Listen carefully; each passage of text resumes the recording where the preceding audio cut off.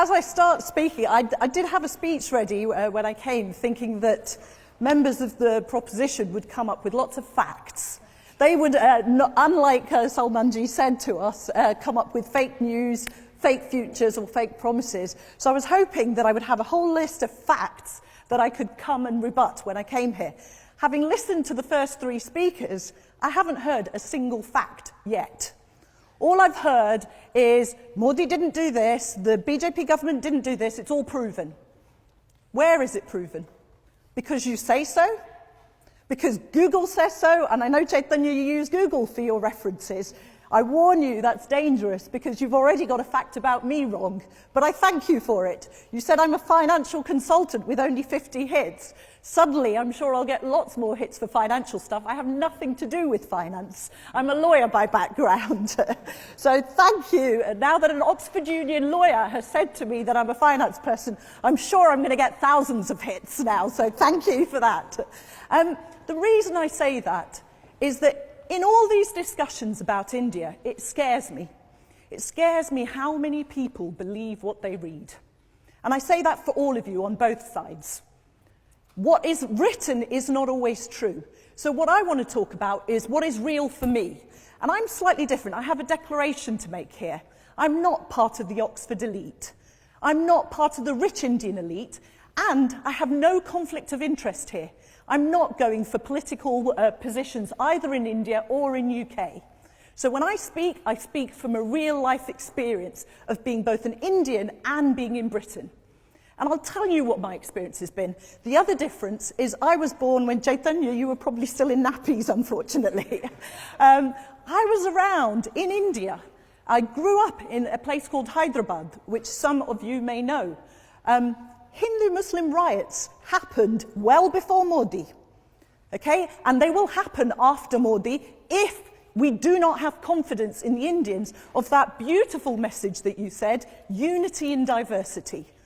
And I say that as a Modi supporter, that unity in diversity is the crux of what we do. And I hope that we agree with the 600,000 Indians that go to democratically vote for that. Because when they vote for it, they hope. Yes, they do hope. And I think that's great that Modi has given us some hope. Because I tell you as an Indian that grew up in Britain, how did people used to look at me when I grew up in Britain? Not the way British people look at Indians now. They come to us and ask us to speak. They come to us and say India's at the same table that everybody else is at because of where India is in the last 5 years. It has given Indians over the world, the Indian diaspora and Indians in India, a newfound confidence. And I like that hope and a newfound confidence in unity and diversity, not in the divisive politics that actually I've heard more from the proposition than I did from my colleagues. I applaud Nouri, who, despite her reservations, despite what she heard in some of the press about what he's about, has said, actually, you have to vote with the people of India. If the people of India have confidence in this, who is Oxford Union to say, no, they are wrong? And it was interesting when I first came here and what people said to me when I came here. A lot of people said to me, Jahnavi, it's going to be a stitch-up. It's a fix, what's going to happen. People will have come here with their views in mind already. Not because of what they have experienced or anything like that, but because the BBC has peddled that Hindu-Muslim riots happened. Some person died and suddenly 46 people that were Muslims were killed. Where was the BBC when 56 of my Sikh brothers were killed and Rajiv Gandhi and Indira Gandhi did nothing? They stopped the police from going in. Why were they not accused of being divisive amongst Hindu, Muslims and Sikhs?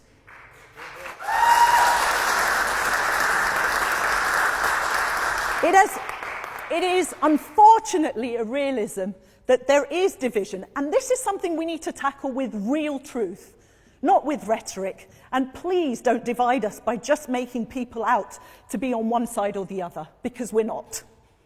I hope for unity as much as every one of us, hopefully, in this room hopes for, but I also want somebody that can give us hope. And let's have a look at some of these things, the statistics and everything else you've talked about. What is wrong with giving people a vision? He has come up with 6 campaigns, none of which are to do with religion, none of which are to do with division. Digital India. Whether it's worked or not, I live in a country currently where young people do not have hope. He gave us hope in India. He gave us hope that I can put you at the table with everyone else, and digital, no thanks. He gave us hope, and and he's given us a forward-looking message. Make in India, smart cities, Startup India, Swachh Bharat.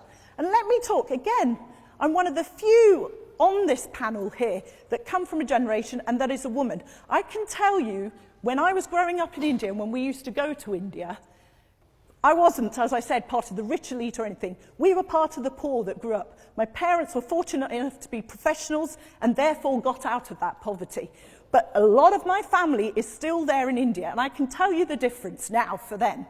They have toilets to go to. Across India. It may seem like a small thing here, but if you grew up in India, you will know what it meant. We used to have to travel nearly a mile away, and as a woman it was degrading. He has given us hope that that is not going to be there for women anymore. Now, if you want to deplore that, go ahead, because he hasn't built enough. What were you doing for the last 40 years when you were around before? Not one toilet. And here's the greatness of the current government. Modi said, "It is not me that did it." I applaud every government that came before me, every volunteer that came before me. It is a right of every Indian to have sanitation. I'm just doing my duty. So let's applaud people that come up with thoughts like that.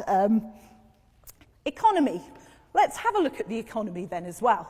Everybody's talked here and said, oh, he hasn't done what he promised on the economy. Well, in 2016 and 2017, UK-India Business Council recognised that India surpassed the US and China for the top place for foreign direct investment as a result of making India liberalised, as a result of the policies that were in the current government. Now, you may choose to say, oh, it was just India's destiny, they were in the right place at the right time. Again, why didn't it happen before when we had 40 years to do that? One of the other issues that was being talked about was jobs and the poor. I say it from my personal experience, as I said to you, not from the statistics that anybody is putting out there. I look at my own family. My mother had 4 sisters, my father had 3 brothers. And we were working class middle, and we are working class, middle class people here in UK too. What are the opportunities that are there for us now? All of them have ended up in jobs which weren't even available to people from there. You talked about linguistics and, what was it? North Indian Brahmins. Well, I'm none of those. I'm not a Hindi speaker, I'm not a North Indian Brahmin. Okay? And the opportunities that I and my family have got have been there because of the liberalisation, because of the movement and the hope in the last 5 years, I hasten to add, not before that. Finally, security and India-Pakistan. We live in a world, not just India-Pakistan, we live in a world where terrorism is truthfully there. We all need to tackle terrorism on a real debate, not with emotion. And for those of you that talk about the current war, remember what Modi did when he first came into government. His first invite was to the Pakistani government. That has never happened previously. No other Prime Minister did that. So where is that threat? After several encounters, after several attempts to do something, only then has the world come to what it has today.